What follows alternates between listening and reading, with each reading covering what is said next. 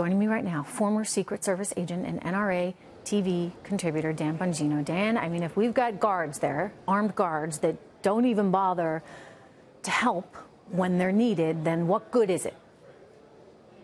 Well, what's more troubling about it, Trish, is after Columbine, the whole tactical response to active shooter scenarios changed dramatically. The old way of doing things pre-Columbine was to set up a perimeter, assuming there was going to be a hostage situation, and set up and get ready for negotiations. That obviously changed after Columbine for the reason that there was no interest in negotiations at that point. They were just looking at engaging in a mass murder scheme here. Now the response is to respond directly to the incident, to the shooter, and even, Trish, potentially bypassing victims who may need help at that point, because as long time is their friend at that point. The more time they have, the more carnage ensues. So the fact that there wasn't an immediate response, despite all the new training and new tactical response plans to active shooter things, is, yeah, it's very disturbing. Okay, so, you know, I think about that father who was talking to the president and said, look, after the first school shooting, it never should have happened again. Is this time different? Is it different because of our leadership? And can we break through this in a way that, you know, it makes, I know you're there at CPAC, and Wayne LePierre was just speaking today, that makes people who believe strongly, like yourself, in the Second Amendment comfortable, but also makes parents comfortable in that they know that when they send their kid off on the school bus in the morning, they're going to see them that evening at dinner. Trish, you know, I watched that.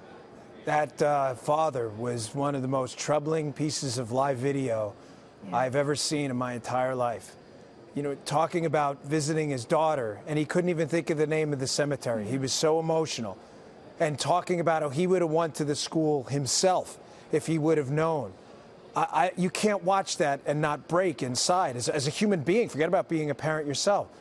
But I want you to understand this. In my 12 years in federal law enforcement and 5 years at the local level, criminals don't care about gun laws.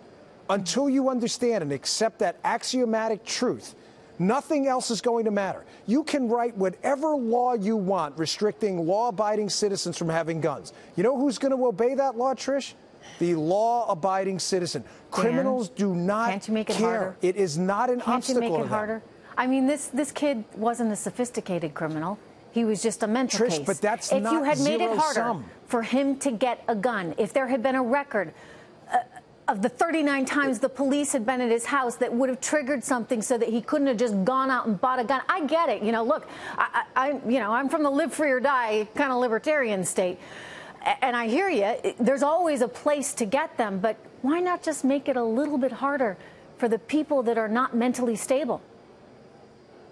Trish, it's already in New York. You can't even get a carry permit anymore. So just to be clear, we're talking about putting obstacles, legal obstacles, in front of people who don't care about them. They are just going to walk around them. What I'm trying to tell you is, it's an ongoing debate. I'm just saying, like, there's a lot of things that need to be addressed. No, but you're not making it harder. Security needs to be addressed at these schools. We need. I mean, look at Israel. They've done it. We can do it too, if that's what it's going to take. But it's more than just one thing. And so I don't like it when the left makes it all about guns. But I do think that we got to be careful here. We got to be careful with who's able to access.